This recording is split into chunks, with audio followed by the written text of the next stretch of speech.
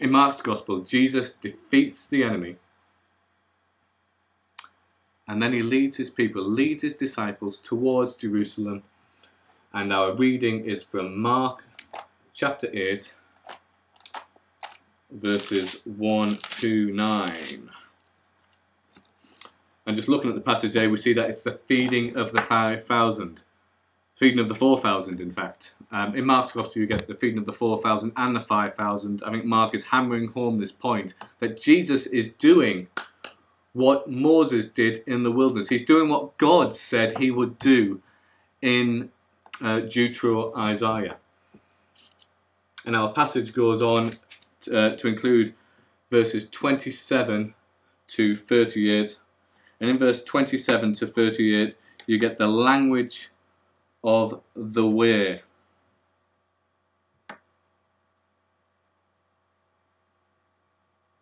And you get a prediction of Jesus' death. He's on the way to Jerusalem, and he knows what is going to happen to him.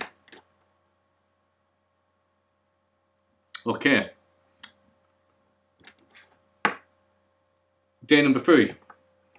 We're back in Isaiah. Isaiah chapter 42, 18 to 26.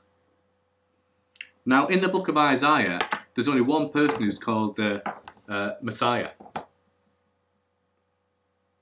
And he's identified by name. And in fact, it's Cyrus the Persian. And the call in Isaiah is to the people of God who are in Babylon. And it's to say to them, look, Cyrus is coming. He's going to defeat the Babylonians. Follow him and leave the city and return to Jerusalem. Do you trust me, Israel? I'm going to use Cyrus. Do you trust me? And in fact, in Isaiah, we get this counter voice, which is basically that Israel refuses to trust. Israel refuses to obey the new Exodus. So in Isaiah chapter 42, verses 18 to 26, we get this. It says, God talking about Israel. Hear you deaf, and look you blind, that you may see. Who is blind but my servant, or deaf as my messenger, whom I send? Who is blind as my dedicated one, or blind as the servant of the Lord? God is saying to his people, you're still blind. You're still deaf. I provided salvation for you through the hand of Cyrus, but you're not looking, you're not listening, you're not obeying. In fact, in chapters 1 to 39, Israel there is said that it is like the idols of the other nations. It's blind and it's deaf. And here in Isaiah 42, you've got the same message, that Israel has not learned its lesson. They refuse God's offer of salvation. Their hearts are hard and they are rebellious. Back in Mark's Gospel, Jesus is leading this new Exodus procession. He's healing people. Interestingly, he's healing them of blindness. Healing them of being deaf. That's interesting with Isaiah. And he's taking on the demonic. He's winning the victory, and he's coming to Jerusalem on a new Exodus. And you would all, if you didn't know the ending of the story, you'd expect that Jesus will be welcomed by the city as the Messiah. And yet when Jesus arrives at the city in Mark 11, what do we find? You have the people with the palm branches, and they're saying, Hosanna, blessed is he who comes in the name of the Lord. Blessed is the coming kingdom of our father David. Hosanna in the highest. It's looking good. Jesus and his disciples are coming to the city, and now, the Messianic age will come in. The new Exodus is over and it is accomplished. No. The leadership of the city do not come out to meet Jesus. Verse 11 says this, and he entered Jerusalem and went into the temple. He looked around at everything. As it was already late, he went out to Bethany with the 12. it seems that the leadership of Israel, based in Jerusalem, are still hard and deaf. And instead of hailing their Messiah and King, they reject him. And we see the next day that Jesus goes and he cleanses the temple. This is framed by the incident of the fig tree, I think, showing that the temple will actually, and the city will face destruction. It seems, a failed new Exodus. Well, on Thursday, which is the final day of our chapel, we have a reading from Isaiah 52. And I think what you've got in Isaiah, you've got this new Exodus thing. Will you trust me? I'm going to use Cyrus as my instrument. Will you trust me? And the people say no.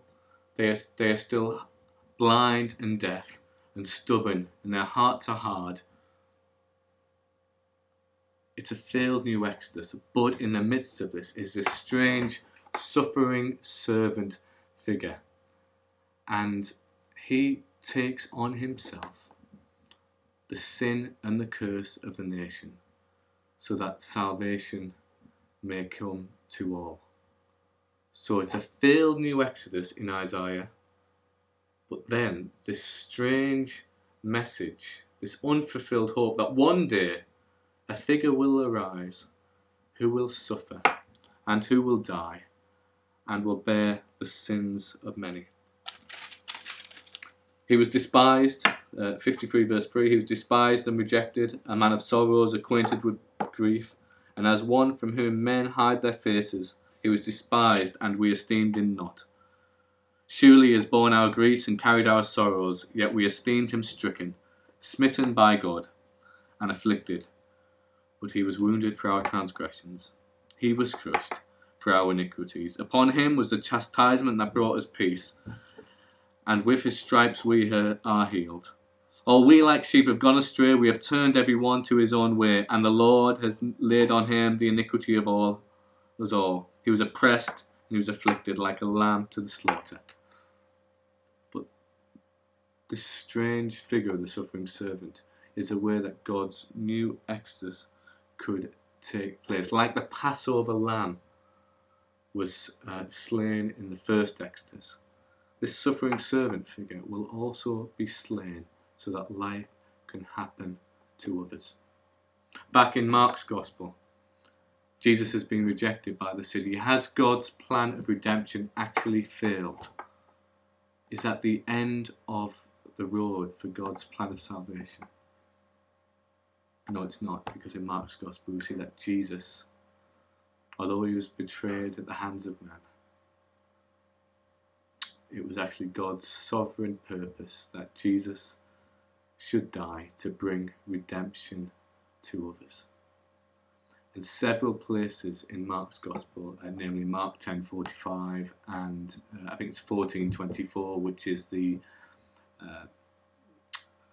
Last Supper, there's allusions showing that Mark, and I think Jesus, going back to Jesus, his death is that of the suffering servant of Isaiah 53. I do hope that's made a bit of sense. It's certainly a lot easier for me to basically just spout off without sort of typing this up. Please feel free to have a chat about this. As you can see, I'm excited about this material, and I hope that some of this excitement can come through when we're leading chapel that week. That this is a story of Isaiah's new Exodus, which Jesus is copying, which Mark is saying, read Jesus' life on account of this. And at some point it seems like it's a failed new Exodus. But no, God has the suffering servant figure in mind, that Jesus will take the wrath, the sin and the curse of the nation, and I guess ultimately of us, on himself, so that redemption can happen for all. Thank you. Bye-bye.